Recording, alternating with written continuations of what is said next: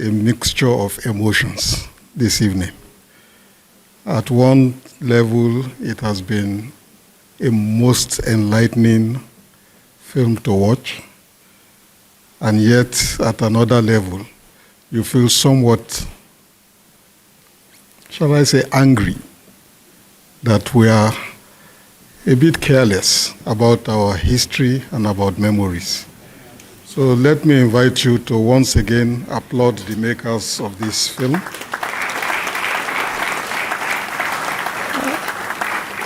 We will have a quick conversation about what we have seen and what lessons we can take away. If only not to repeat some of the mistakes that we have seen highlighted in this film. And we are extremely fortunate to have the person who helped to make the film present here with us today, Tunde Kelani. I'd like to invite him. If you don't know Tunde Kelani, Google. Just Google and check. But I'll just say here that for me and for many of my generation, his name and his contribution to the development of the arts in this country has also been amongst the most unmatched in our experience. Welcome, sir, and may I invite you to please join in this.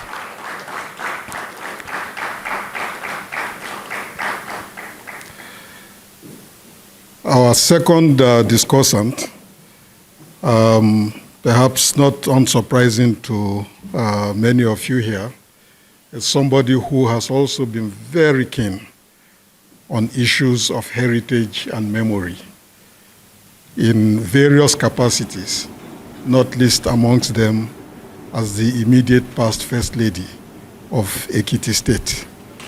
I would like to welcome Erelu Bisi Adeleye-Fayemi to join us.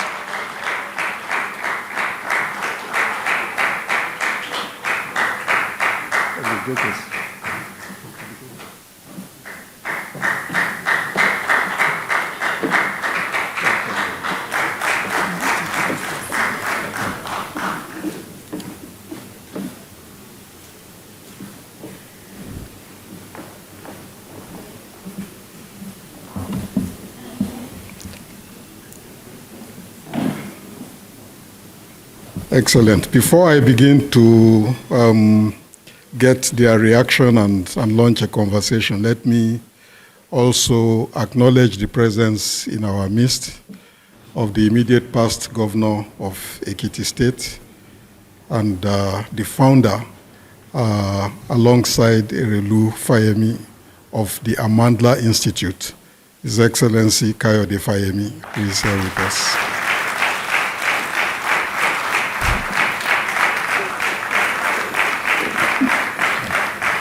Thank you very much. My name is Adebayo Olukoshi. If you see me wearing this, first of all, I have a problem with winter. And I'm coming from Southern Africa, where it is extremely cold at this time of the year. It's winter. And I came into this room and found that we created winter in the midst. But I am the director of the Amandla Institute, working with the founders to establish the institute. And I have some of the members of the board and staff of Amandla Institute here. I'd like to welcome all of you and other participants. Thank you. Distinguished ladies and gentlemen, it's a pleasure for me to be here, courtesy of Amandla Institute, to represent Kola Tubosun, who is actually the writer, producer, and director of this film. My role was to provide the images to tell this story. And for me, I jumped at the opportunity when Kola offered me to be cinematographer on the project, because it was an opportunity for me to return to the University of Ibadan because we had filmed extensively in University of Ibadan when we made Oleku. So Ebrohimie Road was for me a return trip to University of Ibadan. And 4 years ago, I made another return to film Cordelia, written by Professor Femi Oshofisan, which will be released later this year. So for me, it's part of what made me to consider filmmaking and storytelling was the opportunity to learn forever. Because on this particular film, I recognize the hard work that Kola Tubosun did, his extensive research, maybe several years, because of his obsession when he discovered that house on Ebrohimie Road. And throughout the time that I filmed extensively on University of Ibadan, I had never heard of that road until he started that project. Before he came down, I had to visit it several times. I had to imagine how to bring life to this story and to add something and be part of history. So for me, it's something that I would do, and I would do again and again if I had the opportunity. Thank you very much. The irony in all of this, though, is the way in which we kind of fail to celebrate some of those figures, personalities of history who passed through our climes and simply fade off the scene completely, forgotten. I look at the contrast between, say, the way in which the residents of Toni Morrison or Gabriel Garcia Marquez have been done up and preserved and turned into national monuments. And I look at the state of Soyinka's residence on Ebrohimie, even though occupied by somebody, and you kind of feel, what is wrong? What was your own takeaway? Well, I'm not surprised because I think, let me say it in Yoruba properly. When I look at our societies and what God had given us, I simply conclude that akotileta niwa. We destroy. We never keep anything. In fact, when we started 4 years ago to make to start filming Cordelia, I was shocked because they have a tree cutting committee at the University of Ibadan, and they were very active. Every morning we had the chainsaws, everything going on, and I didn't feel happy about it. And by extension, you can look at our society. In fact, in Yoruba land, I don't think we have anywhere in Yoruba land we can say, oh, you're looking for something. Then go to where we have everything. I don't think so. So I think it's for me, I think it's a disaster. But what I've done, in any case, is that I use every opportunity to document in my own way what we have had. So the films that I make, they have a bit about ourselves in it. And they are a way of archiving while we're entertaining people. So I think this is just not, I think others can contribute to this, especially you, the theories and acadas. Thank you very much. So somehow, Erelu, I want to come to you. Somehow, one gets the feeling that our idea of modernization and perhaps even progress is in complete contrast with the imperatives of building heritage and preserving memory. Did you get that feeling? I do, to a large extent. Before I respond to your question, I would like to join you to thank our very dear Egbon, our Uncle TK, as we fondly call him, Uncle Tunde Kelani, who I have known for many, many years, and we have done a number of collaborations. I would like to appreciate all your contributions as a thought leader, as one of the greatest filmmakers and producers of your generation and our generation as well, and for the amazing ways in which you consistently ensure credibility and legitimacy for our stories. So thank you very much, sir. And I'm really pleased that every now and then, some of us would have an opportunity to tell you to say it to your face. Because we don't want a time to come when it will be, oh, he was a great man, he was this, he was that. And that brings me to the issue of Professor Wole Soyinka and what we've just seen.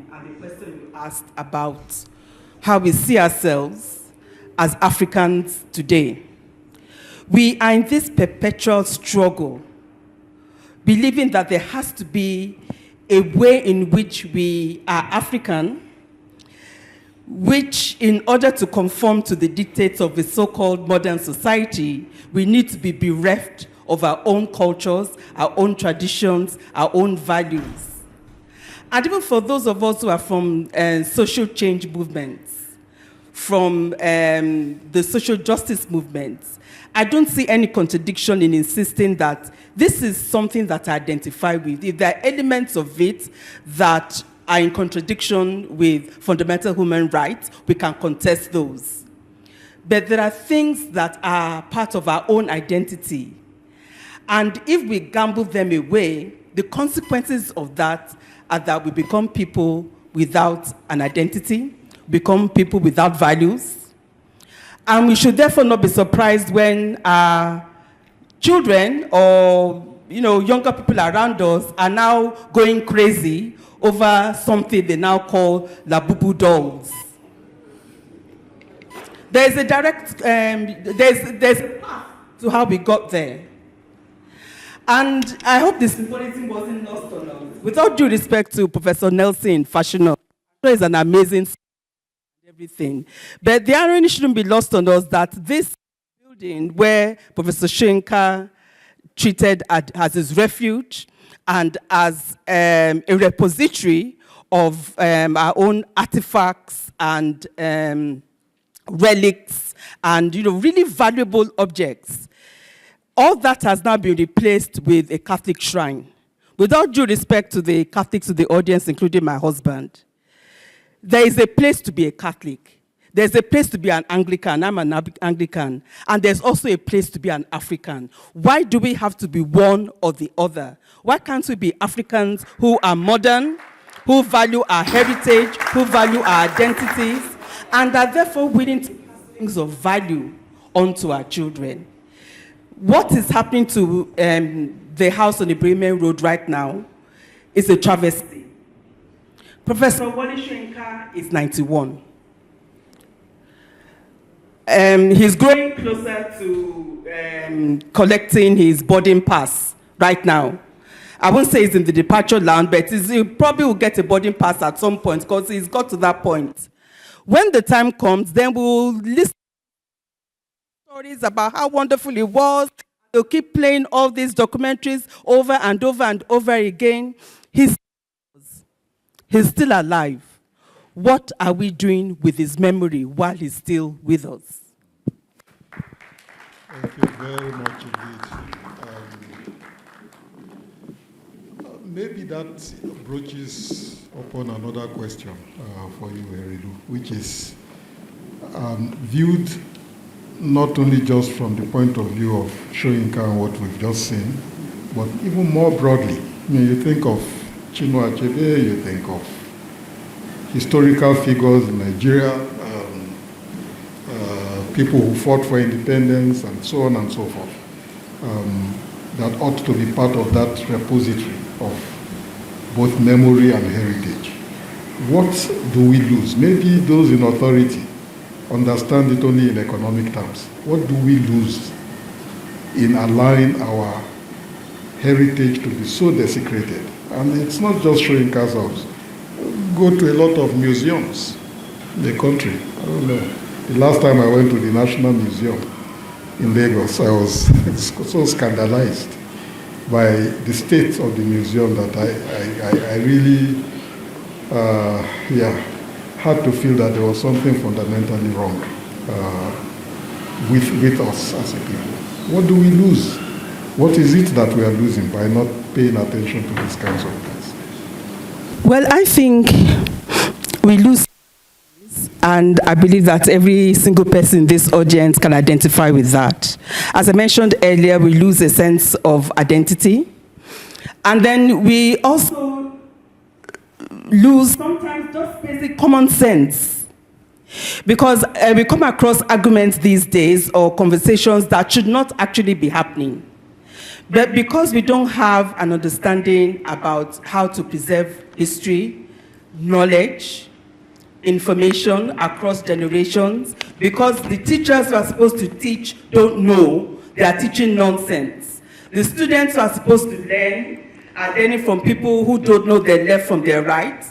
And so we keep churning out, it's not become a cycle, we keep churning out young people who are unemployable.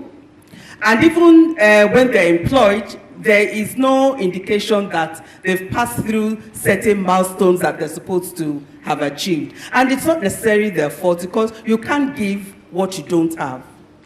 So I would like to believe that every single one of us here, depending on where we are, whether we are in the creative arts, or whether we are policymakers or academics, we need to take up this challenge from wherever we stand or sit. My husband will tell anyone who would like to know, when he became governor of Ekiti State, one of the things that was on his 8-point agenda in his first term was promoting tourism in this art culture and tourism, with an emphasis on tourism in the state because of the Ikogosi warm springs. And then I said to him, we cannot do this successfully if there's no machinery to make this possible. Because at the time, Ekiti State only had a borough of tourism. And I said, you need a full-fledged ministry of arts, culture, and tourism. And that's how, and we agreed, so that's how that entity came into being in Ekiti State. And after his first term in 2014, that ministry was scrapped by the government that came after him. But then when he went back in 2018, he reinstated the ministry. And the current administration in Ekiti State of Governor Adebayo Olukoshi still retains that ministry. It is now called the Ministry of Arts, Culture, and Creative Economy. And that's absolutely fantastic, because it shows that there's political will in ensuring that attention is paid to this issue, that there will be resources made available, human, technical, and material resources, and that the issue of heritage is going to be given a priority. But this is just one state. I would like to see the same thing across our continent. Across the country, rather. And yes, across the African continent. Every single local government, for example, in this country, should have a place where young people can go and learn about their culture. There should be something like an art club, a museum, archives, something around the creative arts that brings young people together. We can make the business case about creating jobs and so on. But to me, this goes beyond jobs. This is about identity, because without us as individuals claiming this space, it's going to be very hard for us to create what you, Prof, usually call a sense of national identity, a sense of national pride. And if we don't have this, then what do we have? And before I put the mic down, just let me make you laugh. There's this Facebook group that I'm part of. I don't know how many of you in the audience are part of this group. It's called Nigerian Nostalgia. The history of Nigeria from the 1960s up to the present. It's a really interesting group. And today there was a photograph of Victoria Gowon on Facebook. And there was a narrative about the photograph being taken when she was in London, when she accompanied General Gowon on the trip. And in the comment section, somebody asked, wasn't her husband killed during the Dinka coup? We are talking about General Yakubu Gowon, who is still with us. He has not transited. And this young person is asking, obviously, innocently, wasn't he one of those who was killed during the Dinka coup? So that shows us how much work we have to do. If we don't know our history, what do we know? And what can we know?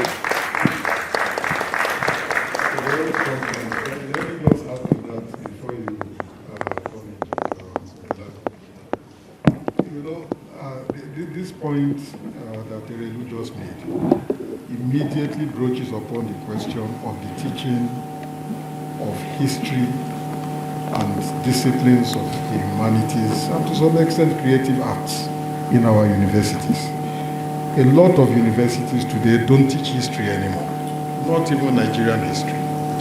We have children, our children, attending all kinds of private schools, running all kinds of curricula. Some of them are learning about British curricula and therefore spend their time learning about the Queen and the King. And so, not surprisingly, somebody doesn't know that General Yakubu Gowon is still alive. What can we do about this? Well, I just wanted to see this opportunity to address the youth. You now know, I hope, have you seen Shaurode ever before? Yes. So, just to let you know that this is a dialogue between the storyteller and the audience. If I say, kò yé wọn, and then if I say, ọ̀rọ̀ lẹyẹ ń gbọ́, ọ̀rọ̀ lẹyẹ ń gbọ́,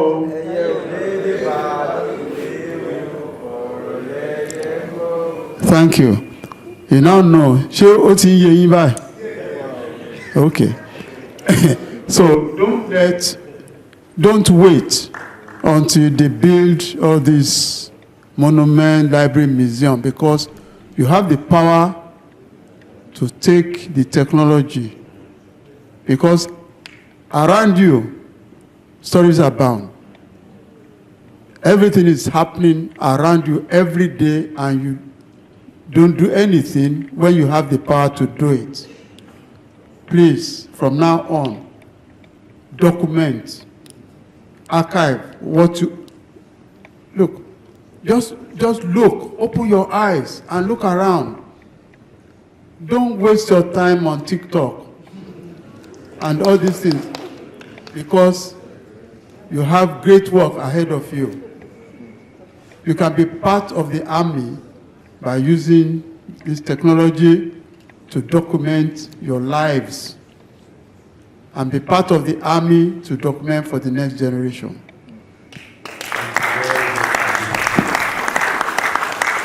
Thank you. Leveraging the possibilities of digital technology, at least at a minimum, to fill gaps. Where the state fails, then we have a responsibility, and we can self-empower to try to document for posterity. One of the most memorable experiences I had personally going to Jamaica, and we all grew up, my generation, on reggae music and all of that, fela and reggae music. And the first thing I did from the airport was to go to Trenchtown, where Bob Marley was born, did a lot well, spent most of his time, migrated there in the capital. And what I also left with was a significant admiration for the Jamaican elite, because they had transformed Trenchtown, which was a drug-infested, for the down and out of Kingston. If you wanted all the riffraffs of Jamaica, you went to Trenchtown. Even the police during the time of Bob Marley were very careful about going into Trenchtown. And the government cleaned it up without emptying it of cultural context. It still remains the place where you can go to practice your trade free on the street music, street performance and all. But at the center of it was the adoption of Bob Marley as a national hero of Jamaica, and a statue of him there with inscriptions saying Jamaica's #1 national hero. Well, he was a rebel in many respects, and geniuses are often rebels, like Wole Soyinka, like Fela and Kola Tubosun. You spend your time beating your rebels and imprisoning them and denigrating them, and perhaps it's not surprising that you don't then care about anything connected to their heritage. Is there a fair summary? Right, so that's some of my books outside. And when we finish the session, maybe somebody should man the doors, because I don't want people rushing out to go and get it. But the first 10 people who can get there, if there are still copies of Loud Whispers, there is an essay in Loud Whispers that I wrote a couple of years ago, The Value of What Is Ours. And in that essay, I described an experience I had in 2006. I went to Bahia, Brazil, as part of a Ford Foundation project. And those of us who went were senior executives in philanthropy from around the world. I was still with the African Women's Development Fund then. And when we got there, the Ford Foundation had arranged a number of site visits for us to go to visit projects that they were supporting around the Bahia region, in agriculture, in HIV/AIDS, community development. So I thought to myself, and that was my second trip to Brazil. My first trip was to Rio de Janeiro a few years before then. And I had wanted to go to Bahia, to the Afro-Brazilian community. So when this opportunity came and they were talking to us about going to a HIV/AIDS project at Greek, I thought, I've come from Africa. There are many HIV/AIDS projects and Greek projects that we've been a part of. I want to visit the Afro-Brazilian community. So they said, okay, we can find others interested and we can arrange it for you. So 15 people signed up to join me to go on that visit. So they took us to this community center.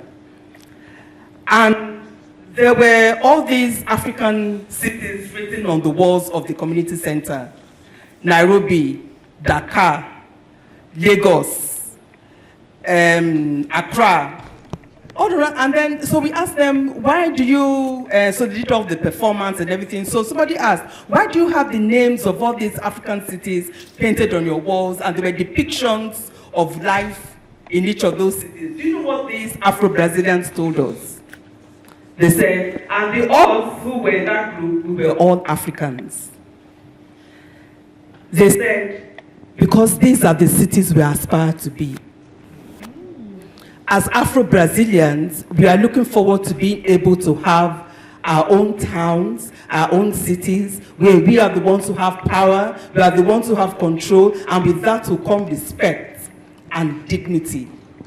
And then we looked at ourselves like, really? And we are in those countries. We own those cities, supposedly, and we don't value that. So let us just think about that. There are some people thousands and thousands of miles away wishing they could be Africans, wishing they could have the things that we have, but we don't value them. As what Uncle has told us, we are doing a cultivator, trading up the things that belong to us. Having said that, I would like to pay tribute to the many young people in our societies who are doing amazing things these days with the creative arts and challenging what people like us were brought up with around the fact that if you are not a lawyer, engineer, or doctor, you are not doing anything worthwhile, or teacher, you are not doing anything worthwhile with your time. So now young people are saying, we can be anything. We can be accountants, we can be lawyers, we can also be painters. We can also be fashion designers. We can be musicians. We can be anything. And with that, there's a whole new world that has opened for the African creative space. And I think we need to keep pushing that. But we need to push it in ways which don't,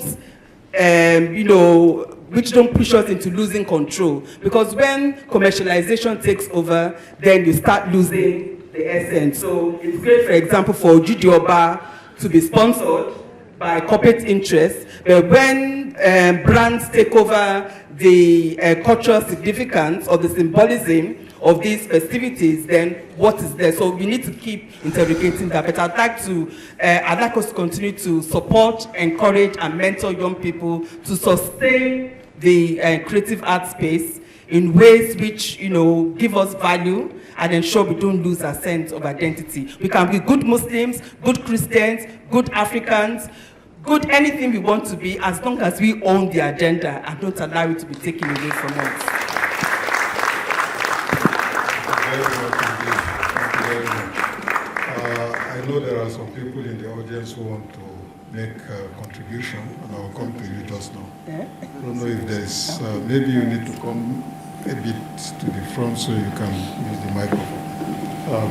The story which Erelu just told us about her visit to Salvador de Bahia so reminds us of the fact that for that diaspora community of black people around the world who are taken from this continent as slaves 500, 600, 700 years ago, one of the things that still keeps them alive and hopeful is the reconstruction of memory that they attempt and the preservation of heritage that they also attempt to undertake.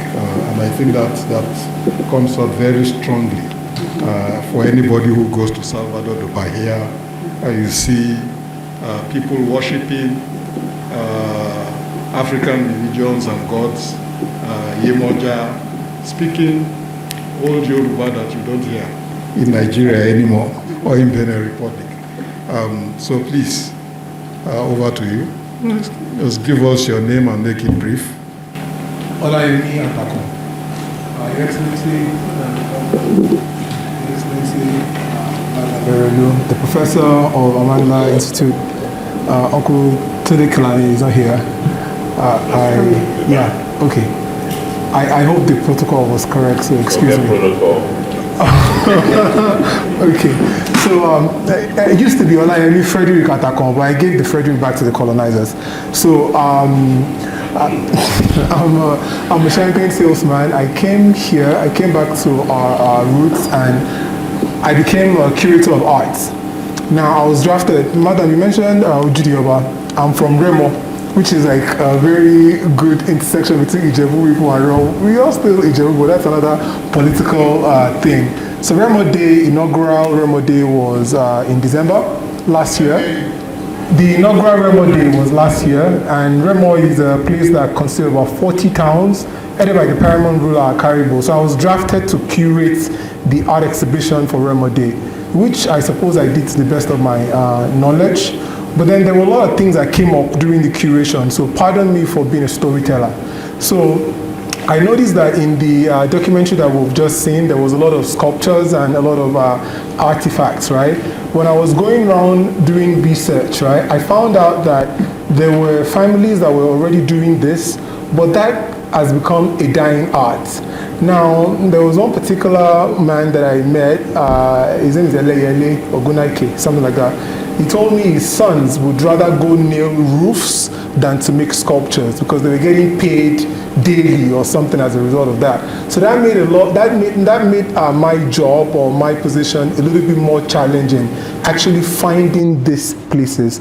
So post the exhibition, what I decided to do then was to do a knowledge transfer of building businesses and brands, which I have done, into this creative space.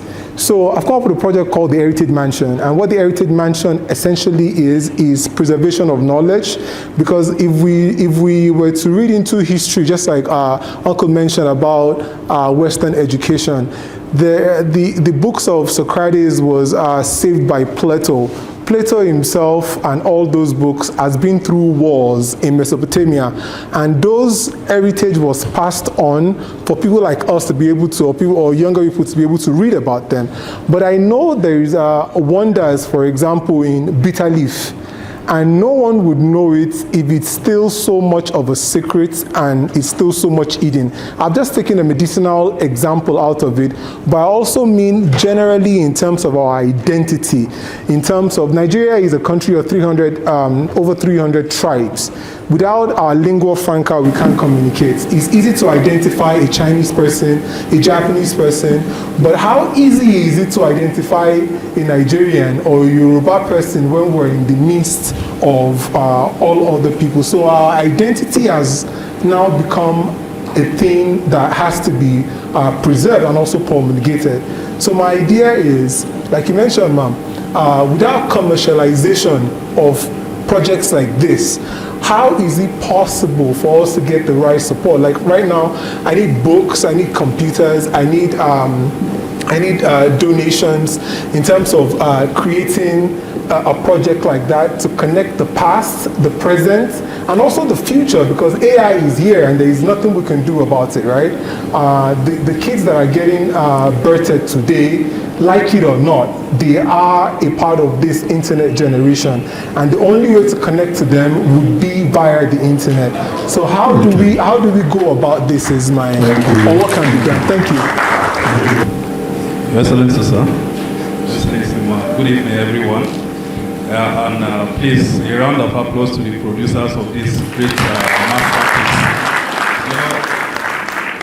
masterpiece. This production is dear to me because it gives me a settlement where I could see some write-ups of the renowned Professor Adebayo Olukoshi, which I was taught by, because I'm a student, my first degree is in theater and performing arts, so I could relate with a lot of things. So it's something that is dear to me. So my question is, sir, while you were speaking, there was something you said that was really important to me. I felt it sums up a lot of questions that may arise and also give insight into certain things that may be useful in projecting and advancing the cause for what you have spoken about. You mentioned something about archiving and making it entertaining for the future. So this piece now is already a property that we can connect with and relate with the story of Wole Soyinka. At the same time, we are entertained by the content of this production. So juxtaposing that with the trend we have of using social media and connecting it with youth, I believe that in line with entertainment and creating history, it is also possible for the youth to create content that speaks to the future and also relates with existing trend. I'm a student of literature, I did theater, so I read a lot of books by Wole Soyinka and Femi Osofishan, and it is from those books that I got to understand Nigerian history, because there were some debates between Femi Osofishan, the works of John Pepe Clark. It was more of a banter, but poetic and literary banter, so you could understand different perspectives of these writers. So with that, because I could read and I studied theater, it was easy for me to relate and understand Nigeria's story from this perspective. So I can understand that. So even if I don't study literature, they have given me an insight into literature. At the same time, I am entertained based on their poetic writing. I can connect with that. So I think it's something that if it can be adopted, social media can do justice, and also promoting the culture of reading can also give people understanding of the culture, to know where we are coming from, and where we are going to. Thank you. Thank you very much. Okay, I'll take one final one. Please come forward. My name is Ambassador Fortunate. I'm from Ekiti State. I'm a law graduate from Ekiti State University, and I'm an informed feminist. I've had the opportunity to read all of Mommy's books, and there's a story that supports something that we say since morning. In one of your books, I think Abu Whispers, you had a story about a woman that was giving birth in the market, and other women brought rappers to cover her up. I feel like that originality, let's just go into the scenic part of it. Nigerian weddings right now. Do we use Nigerian outfits because we're trying to tell a story, or are we trying to sell to the international market? While we're trying to sell African culture to the world, we are projecting our culture in a way that is only sellable, not in its originality. So when the buyer says this is how it makes sense to them, we are modifying the Nigerian culture to fall into that part. So we are watering it down, and before we know it, in 10, 20 years, we can't see the original way it actually was. Example of baby kiss way. As small children, we play with it. Growing up, they started saying that, oh, it's evil, it's this. All of a sudden, Labubu is 180,000 naira, and it's the new trend. If you don't have Labubu, you're not a big girl again in Nigeria. But if you use the same one that they're selling for 200 naira that is Nigerianly produced, it's suddenly evil. So, what Mami was saying about being African and also being Christian, it's possible to use things that are culturally Nigerian and still not have an evil part about it. The second thing I wanted to say is the idea of women in leadership now in Nigeria. Before the pre-colonial administration, women as a figure in Nigerian history, they are revered and something. But after colonization, women are now like second place. But when we are talking about the history now, we only remember the colonial system where women were second fiddle, where we could not vote for a long time. But nobody talks about the history of when women make laws, where they were the Umuadas, where they were the Yawobas and like Yaobas. So when we now try to tell the story now, most people don't know it because we didn't bring the pre-colonial story into the history that we're currently selling. Okay, the very last one. It will make it 2 men and 2 women. Complete equality. 50-50. Good evening, everyone. My name is Adeshino Adito Inemobon, and I'm a master's student in international relations and diplomacy. And I actually wanted to ask all of us to ponder on this. Because I feel like one thing that is battling us as Africans, particularly Nigerians, is we need to decolonize our mind. Because as Nigerians, I feel like we claim that, yes, we have gained independence, but we still mentally depend on what is white as the way to go. I'm speaking as a young Nigerian, a Gen Z to be specific. I'm a model and I'm a content creator. And when I go for certain jobs, there are other models there. And I notice that they pick the one with curly hair. And that means the mixed race models. That is a mental form of colonization because you have already told yourself that your outfit will sell when a white person is wearing it. My hair is not curly, my hair is straight. I'm fully Nigerian. But they only go for people who have unique non-Nigerian features. Another example is even as content creators, they want people that have a certain type of accent. They want you to talk a particular way. They want you to speak another person's language. And if you don't talk like that, you are not recognized as good enough. Even around us, when we hear someone talk, we're like, look at his local accent. Why is local accent a bad thing? Do you understand what I'm trying to say? So that is my own point, because I feel like we talk so much about wanting to preserve Nigeria, but how would we want, an average Nigerian does not find the passion to want to preserve Nigeria, and if we're being honest, because only a few of us here are wearing Nigerian-made clothes. Like me, I'm not even wearing Nigerian-made clothes. But this is only to show that we need to take a step by decolonizing how we think and looking at Nigeria as the first choice rather than the last resort. Thank you. Thank you very much indeed. It's a good observation. Now we close it at this. It's been a long evening. We'll take closing remarks, reflections from Dr. Kelani and Erelu Bisi, and then...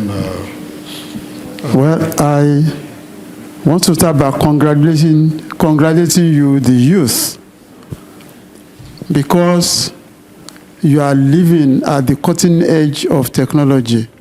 But there's something that is absolutely, gives me a lot of concern for the future.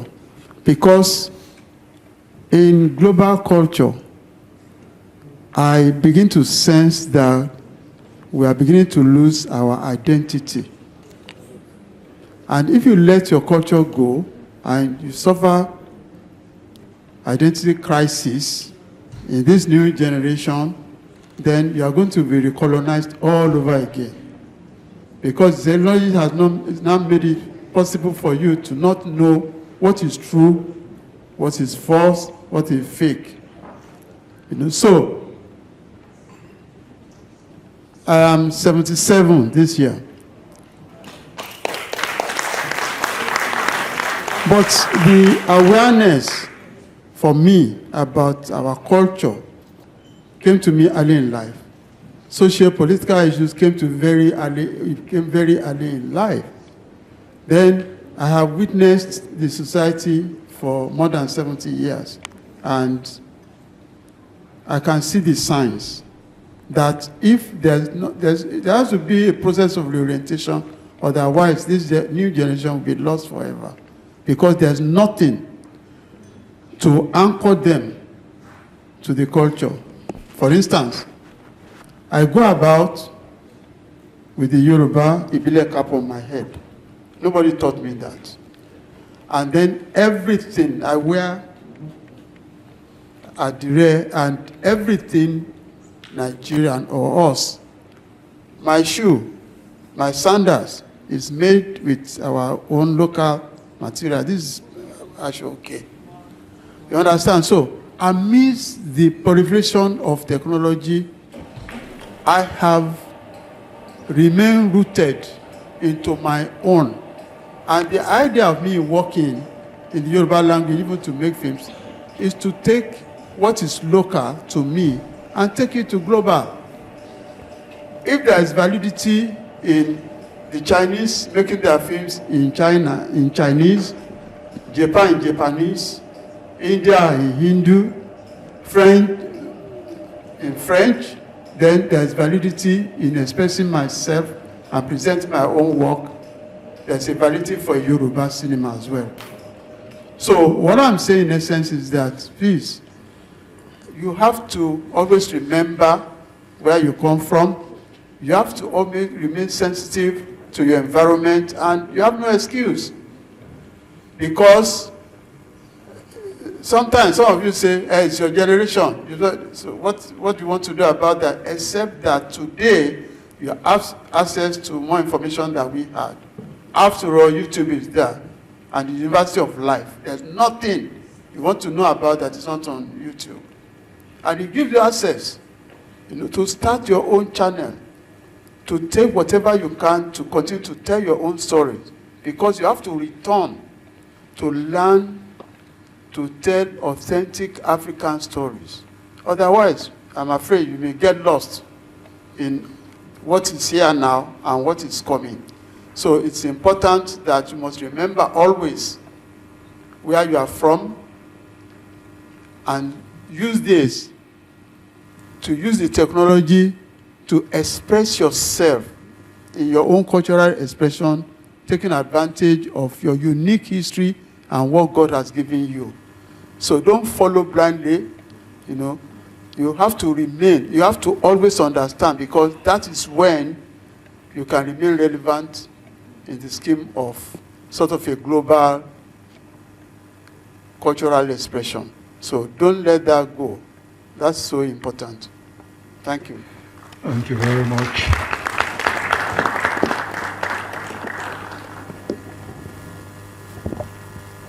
Thank you, Uncle TK. And thank you to all those who asked questions or made observations. I'll run through the notes I made of the questions quickly. The gentleman who has the question about commercialization, about whether, if there's sponsorship for a program that amounts to commercialization. That's not what I meant. Actually, one way to ensure that we are successful in preserving memory and history is to ensure that we have partnerships with the government, with the private sector, with development partners, with philanthropists. So the more of these entities who are willing to invest their resources, the better. The point I'm making is it should be done in ways in which allow us to still retain control. For those of you who were following the controversy at Ojujioba about a young lady who was dressed in a skimpy Ashoke skirt, aside from the fact that she was rude to an elderly gentleman, there was a lot of controversy about what she was wearing, whether it was appropriate or not. In my own opinion, as a Nigerian feminist, an older woman, because I wouldn't say I'm middle age, I'll say older woman, and as someone who understands fashion and textiles and so on, I would like to suggest that she was not appropriately dressed. She might not have done it on purpose, as many people were saying, oh, it's because of the brand she was representing. There is a dress code for festivals like that. And the dress code for women is Euro and Buba, and the dress code for men is Agbada and all the things that come with it. So that you want to add a physique to your own Agbada, the way Governor Abiodun did, that's fine. But there's a dress code for men and women of all ages, particularly those who participate as age grades, the regulars. And this young lady was, dressed, in that way, and then it attracted a lot of attention. So if we allow that to pass, it means next year, some other brand will sponsor some aspects of the festival, and then we'll have other young people showing up wearing next to nothing. And then 10 to 15 years from now, Ojiji Oba will then look something different, just because brands have taken over and they're dictating what needs to be worn or what is appropriate to wear. Those are the kinds of things I'm talking about. Because yes, I know sometimes people say, well, why are you? It's not about policing what women are wearing or what young people are wearing. It is about being appropriate. There is a place and a time for certain things to be worn. Thank you. The gentleman who asked the next question around the use of social media, yes, I think what we are saying is, by all means, let us use all the platforms we can on social media, but in ways that are informative and productive. There's a young woman on YouTube who does historical content. Not all, I don't know if you know who I'm talking about. Not all what she shares is entirely accurate, but it's an attempt and it can be refined. So that's what we are talking about. There's a whole lot of content out there that can be harvested and put out there for learning and information. And there was, I think, one of the young ladies who spoke, said something about Nigerian ceremonies and our cultures and so on. Again, it reminds me of something I wrote in that essay, The Value of What Is Ours. My father, well, my parents lived in England and they were in Liverpool when I was born. And my father lived in Liverpool for many years. And at some point, he was the secretary of the Yoruba Social Club. And so there's this photograph in our family album of a funeral in Liverpool.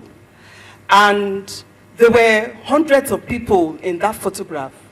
And they were all in black suits, Nigerian men, all in black suits. The only one who was in Agbada was my father. And then I saw him, and the photograph looked so odd. So I asked him one day, why are you the only one who looks different from the others? Couldn't you have worn a suit? And my dad smiled and said, if I had worn a suit, how would I have stood out? And then he told me the story of how when they wanted to have me baptized, the priest kept asking him, what is her baptismal name? And my father kept saying, Ola Bisi. So he said, no, I mean her baptismal name, as in Margaret or Elizabeth. My father insisted, Ola Bisi Oluyemi. And then he asked the priest, oh, are those names not acceptable for baptism? And so the man said, yeah, it's all right. So the thing is, and when he told me that story, I was young then, I didn't understand the importance, the significance of that, but now I do. And so our charge is, again, as we go into the world as Africans of this generation, there are different ways of being Africans. And for those of you who were following debates online about the Met Gala in the US, and what happened 2 weeks later when we had the African Movie Choice Award in Nigeria, and the narrative that went around the world about how amazing our fashion was, and that the Met Gala should just pack up and let Nigerian designers come and design for them. Let me give you some information, distinguished ladies and gentlemen, your excellencies. These days, I wear mostly Nigerian clothing when I travel out of the country. And at my age, I want to be comfortable anyway. So most of my suits, I've put them somewhere. I would only wear them when it's extremely cold. But if I'm going out of the country in this, around the world, when the weather is like this is what I'll wear. Because this is me decolonizing and saying, this is who we are now as Africans. You come and learn, not the other way around. And still on ceremonies. For this, I have the older generation to blame. My generation, those of us who are here in our 50s and 60s, who decided to become more Catholic than the Catholics, more Anglicans than the Anglicans. And we find ourselves in a situation where our children now don't understand the symbolism of certain things in our cultures. When we have a baby, for example, amongst the Yorubas, many of my contemporaries are, Wole Soyinka. They cannot name a child the Yoruba way. When you use salt to name a child, what is the meaning? When you use salt, can somebody tell me what the meaning is? Eh? Your life will have meaning, right? When you use Kola to name a child, what are you saying? Or what are you saying? You live long. You live long. Yeah. When you use gin to name a child, what are you saying? It doesn't go sharp. It doesn't, it doesn't get spoiled. It doesn't get spoiled. It doesn't sharp. It doesn't. Okay, it means longevity, right? When you use atare, what does it mean? Pepper seeds to name a child, what does it mean? Even the older ones don't know. It means fertility. It means to have as many seeds as you can find in the atari pot. And so we discarded all these things because now they are fetish. And even those items that are supposed to be packed into stuff you give to the bride as she's part of the bridal, the engagement things. I'm aware that many families now scrap all those things out. If you write kola nut, bring gin, bring orogo, they scrap it all out. And the only thing they require you to bring is fruit, yams, and the Bible. And the money. Those things have meanings in our communities when we use them to pray for people. And so if you think they're not important, fine. And then last point I would make, the point you made about women in decision making is true. And then the last point I'll make around preservation of culture and heritage and so on, a key component of that is relationships. And that takes me to the documentary we've just seen this evening. And as I was listening to the narrative,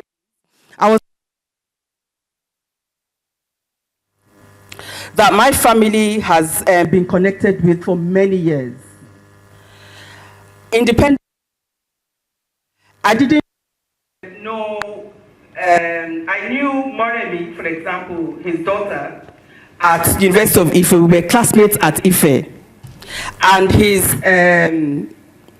current wife, Folake, we were all classmates at University of Ife. They've been together for over 40 years. So it's nothing new, and they are grandparents together. So my relationship with Moremi and Folake, and then later on Peibomi, was something that was totally independent of Prof, because I only knew Prof from afar at Ife. I was not a student directly at Ife. And then years later, Prof became an uncle, mentor to my husband, and they were in the Nadeco 20s together, June 12, and all that. And then our relationship with Odaoko, Maki, and so on. So we've been together for many, many years. These days, it's hard for people to maintain relationships. I'd like to encourage young people. There's value in maintaining relationships with friends. You don't have to have too many of them. But where there's respect, mutual respect, where there's loyalty, where there's commitment, I think you need to hang on to that relationship. And there are some people who we have that connection with in this audience, and I'll forever value their friendship. And I'd like to charge you, younger people, you can't be any kind of leaders And you can't present anything if you don't have good relationships in your life.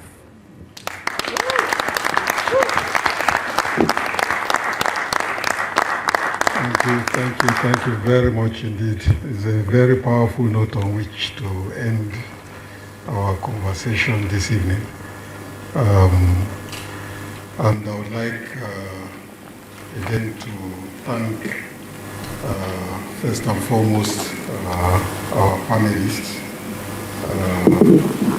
Uncle Kelani, 77 more years, and Erelu Bisi, thank you very much indeed for accepting to join us. Let me also thank Amandla Institute for sponsoring this evening, and the colleagues associated with the Institute here in Abuja, from Ekiti and elsewhere, who came together to promote this initiative. We also wish Wole Soyinka many, many more years with us. For a 91-year-old person, he is still, yes. Well, if I could, I would say 90 more years. But he's agile, much more agile and cerebral than even people that are half his age. He still goes hunting. His memory is sharp. He still writes and writes brilliantly. What else can you ask for? So we wish him many more years. This was also partly to celebrate him. It would have been actually featured much earlier, but for reasons of calendar. And the decision to show it today had to be taken in order for the initiative to film and present to a broader audience, not to be completely lost. So we wish him many more years with us. When we were going to film it originally, show it originally, it was also to be part of the activities marking the 60th birthday of His Excellency Adebayo Olukoshi, who is the co-founder of the Amandla Institute. And I think it will not be out of order to say at least 60 more years to Adebayo. Thank you very much indeed for what has been an excellent evening. And I don't know if there are any announcements, no announcements. I wish you a nice evening and thank you for coming. You've been an excellent and patient audience. Hope to see you in other Amandla Institute activities. If you are not familiar with us, we were launched in February this year officially. And our goal is to advance policy and leadership in a manner that will help in the work of transformation of our continent. And the challenge which we take away from this film documentary is also part of that call to a reawakening amongst us as Nigerians and as Africans.